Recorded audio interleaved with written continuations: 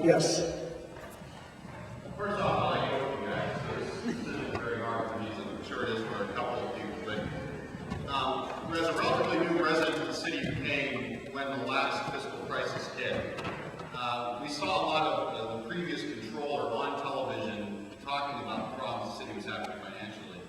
But as far as us as voters were concerned, we didn't really see much action on the part of that controller beyond just speaking. Can either of you talk to what sort of mechanism you have at your disposal and what you'll do to keep the government side, the rest of the government, honest with what it is that you're saying?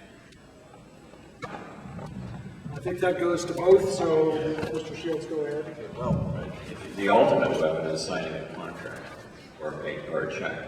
The city controller has to countersign a check for whatever's going out the door. That's the ultimate weapon. I think the preferred weapon, though, is to basically make the case in a cogent way, and also more than to criticize the plan is to offer the solutions.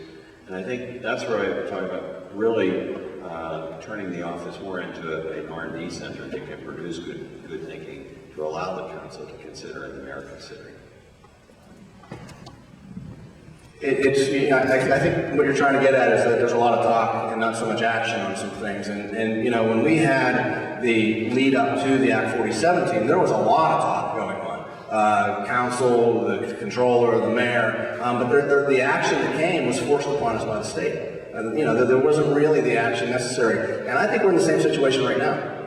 You know, we have a situation where today we are momentarily solvent, but we've got problems ahead of us. Including our healthcare costs, which would rise, although a deal was reached, was announced today. But you look at workers' comp and those things, and it seems to me that while there's a lot of talking, there's not a lot of asking of questions that need to be asked. You know, we have a workers' comp situation where 70% of the people currently collecting workers' comp are firefighters.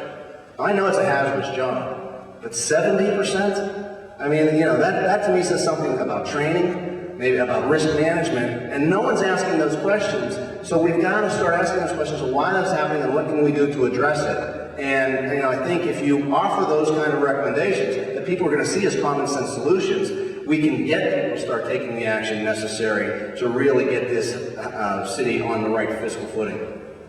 If it comes down to not signing that check, that development deal comes down, will you not sign that check? Yeah, absolutely. I mean, I think that's an obvious point that and Doug raised. But absolutely, you have that position at the end of the day. You're the one signing the checks. You know, a lot of checks. You know, we can argue about some of the checks that got signed in this city recently. You know, we've got a big problem in one of our council districts over checks that got signed. You know, I've worked in the city county building since 1988. It's been smoke-free since 1989. Yet we know at least 2 smoke busters they bought for our offices. Why do we sign those checks? You know, someone's not asking the questions, and that's what needs to happen. That was for the smoke and mirrors. Yeah, there you go.